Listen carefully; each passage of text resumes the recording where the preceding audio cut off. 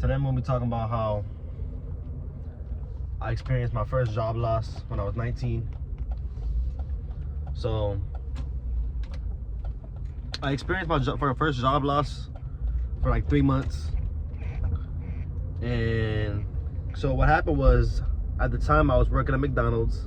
I'm gonna take you back to around maybe December. So December, I worked at McDonald's, and they weren't really giving me good enough hours. So I live in California, and I got bills to pay. You know, this is my car right here, the Cadillac DeVille 2003. I got to pay $365 a month for the car note, and at the time I was paying insurance, which was another $250. So that's already about like maybe like almost $600 or something like that. And then also was giving my mom $300 every month.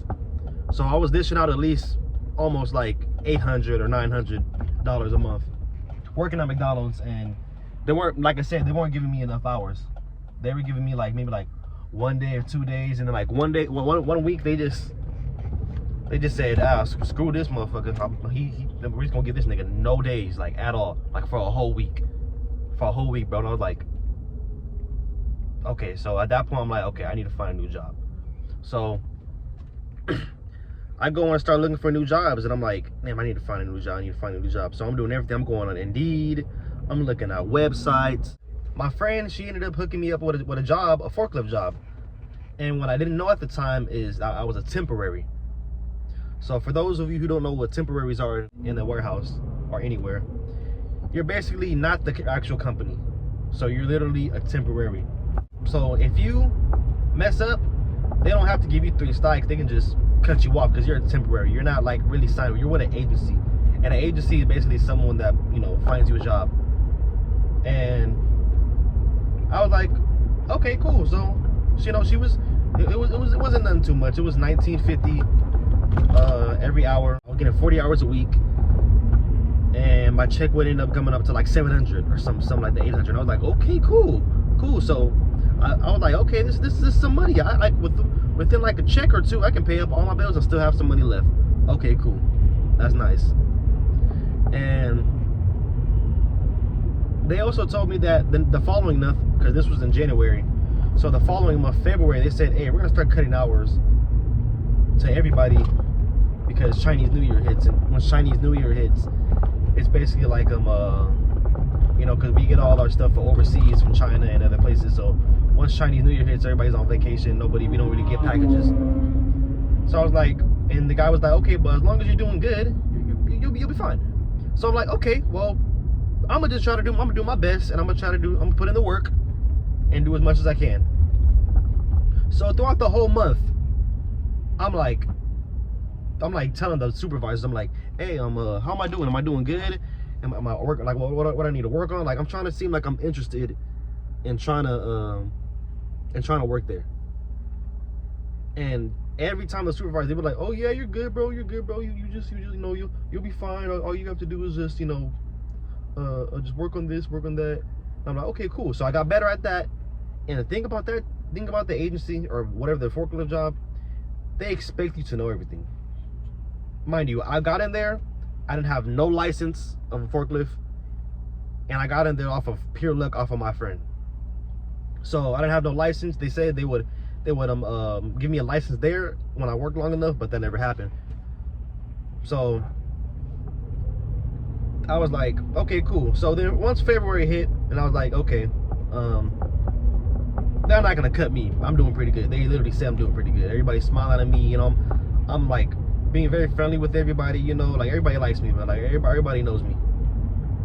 And my agency guy calls me, he says, hey Carlos, don't come into them. And in my mind I'm like, cool, a day off, okay, cool. It's just 1 day off, it's cool. You know, they're cutting hours. They're cutting hours, that's all. So, you know, I take my day off, I spend my time with my girl, and the next day I put on my, you know, my vest, and I go in, take a shower and everything, And I walk past and I'm like, okay, I'm getting ready to clock in. And the agency guy's there. He's like, Carlos, what are you doing here? And I'm like, clock in. What do you think I'm coming here for? He was like, oh no, don't come in today. So basically he's like, I'll tell you when we need you again. I was like, okay, whatever, cool. So in my mind I'm thinking like, oh, so if he doesn't call me within like a week, I have to find a new job. Because that job right there was literally paying all my bills right there. And mind you, I thought that I was gonna keep that job, so I wasn't saving or anything like that. Because I only had the job for a month. I wanted to spend my money, and that was my fault. I should have saved, but I didn't. So a week goes by, nothing. 2 weeks go by, nothing. 3 weeks go by, nothing. And I realized, holy crap. They cut me. They cut me, and I'm calling everybody. I'm calling the boss. I'm calling my friend. I'm calling the agency. Like, hey, what's going on? Like, am I cut? Like, do I need to find a new job? No answer. The only thing I got an answer was from my friend, and she didn't know because she's just a worker there. But everybody else just not an answer, and I was like, this is crazy. This is crazy. So it's February. I already paid my bill for that month with I paid it with my last check that I got, and I was like, okay, well, I paid my insurance, and I was like, okay, so how am I gonna figure out how am I gonna pay for the next month? And I gave my mom her $300, so now I was basically left with nothing. So for the next month, I had to figure out what am I gonna do to try to make money. Like how am I gonna do this? So I was doing Uber. I was doing a bunch of other stuff. I started selling. If you know, started selling those. Trying to do anything to make a little money. None of them really worked. And the messed up part is that next month, which is March, I actually ended up losing my insurance because I couldn't pay it. So since I couldn't pay my insurance, I couldn't do Uber. So that was one of my money things taken away. And I couldn't pay my car note. Take that away. So couldn't even pay my mom. And I know we struggled a lot because what ended up happening is that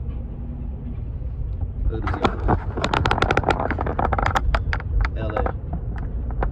Crazy shit, man. Bullshit. But I know it affected her. It affected us because when I was working, there was a lot more food in the house. It was, everybody was a lot more happier. I can dish out money. But now I couldn't. And I don't know about y'all, but I like to provide. I'm a provider. As a man, that's what you're supposed to do. You're supposed to provide. And when you can't provide for your family, it hurts. You start to feel like your pride is just low. Everything just becomes low. Like you start doubting everything about yourself. Like, damn, like I really can't find a job. Like, damn, I'm really like this, bro. Like, I can't do nothing. And I was having a lot of mental problems, depression, because I couldn't find a job. I was depressed. Like going from I'm the type of person who never asks anybody for nothing. Not much. So I have a lot of pride. So when you take the pride out of a person, and now I'm like, I have to like ask people like, hey, can you help me? Like, can you no, actually no, I wasn't even asking because I was too prideful to even ask. They were offering, and most of the time I'd be like, nah. But it got to a point where I really needed it. Like I really needed help, and it just takes the pride out of you. But it teaches you a lesson. It taught me a lesson that first, save your money. Always save your money. Save money. No matter what you get, just save it. because you never know when something like this can happen. Another lesson is, don't trust what people say. Don't trust what people say. Don't trust because most people, they'll lie in front of you and they'll say bullshit. They will. They'll say absolute bullshit. Like, they don't know what they're talking about. Like, they said I'm doing good and they didn't even know. They just. And another thing, don't go to a temporary job. Temporary jobs, you're literally a temporary. So it gets slow, they're cutting you off immediately. No matter how good you're, unless you're doing like really, really exponential good, then maybe they'll keep you. But other than that, they're not keeping you, bro. Like, good thing I had my, I had someone to support me. I had my mom. She was still working at the time. She still is. My girl, she was helping me. Even though she didn't have a job, she'd have her uncle. Shout out to her uncle. Her uncle would help me out, help her out, but she would basically use the money on me. And also at the time, I was also paying my school too. I went to UEI college for HVAC. I recently just graduated. I was paying $60 a month too, so that's another other thing. So it affected me in a bad way, bro. It was bad. Your dream, the dream that you have when you lose your job, and like they just completely I just need to get money. I need to get this. I need to get that. You need that money because you need to pay your bills. Because if you don't pay your bills, right now I'm working. I work at Dave & Buster's, but my friend got me into it. But it's like my pride is hurt because like it's $16.50. It's $16.50, and I barely even get hours as it is, and my checks are like nowhere near from like what I used to get. Like even at McDonald's, nowhere near. But because at McDonald's we got paid $20 an hour, and it's like, damn. And you know what? I'm not mad at it though, because I did have a lot of pride. I had a lot of like I think I could do it all. And it's funny, they say when God wants you to speak to him, he takes everything that you have just so you can go talk to him. So he took my job away, took my pride away, took my happiness away. Then I was like, I need to go to church. And I went to church, and they were like, crazy thing happened with my girlfriend. And she goes, they go with the girl. The woman. But so we're all setting up, and the woman, she comes to my girl, and she starts speaking out all the problems that my girl has. I'm like, I'm hearing. I'm like, how did she know that? That's crazy. Like, mind you, we didn't tell her anything about this, anything about our problems. Then she goes up to me and she says, I sense that you're unemployed and you're looking for employment. And she said that you're gonna get a good job to provide for your family, and you feel very saddened and depressed that you can't provide for your family anymore. And I almost started crying because of like, how did you know that? And after that, like 2 weeks later, I got a job. And so I will always say that, God helped me, really. God did help me. God played a big factor, because if I didn't go to that church, I feel like God, he was looking out for me. He said, hey, I'm gonna hook you up, man. So, I'm trying to get back into church, trying to get back with God. But other than that too, you just gotta focus on yourself. Don't let yourself get into that deep depression.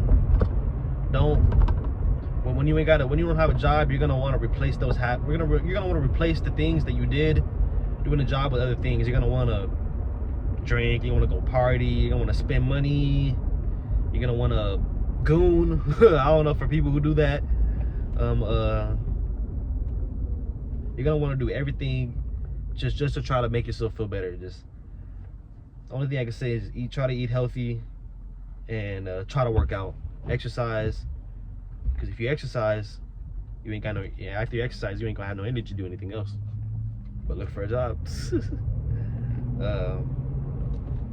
Yeah, man, that's everything though, y'all. That's all I got for y'all though. Appreciate y'all for people who listen. If y'all like this video, go and give it a like. If not, then should give it a dislike and, you know, interact with it somehow. Shit. I think I'm gonna do another video about people's relationships. How because I went through a relationship, and I learned a lot of lessons in that relationship right there too, about how to because a lot of people in their first relationship, they don't know what they're doing, and they just go out there and sometimes they're loving them for the wrong reason, you know. So I'll probably make a video about that later on. But thanks for watching, y'all. Kicking it with me on the way. I'm about to be home right now. I'll see you next time. All right, peace.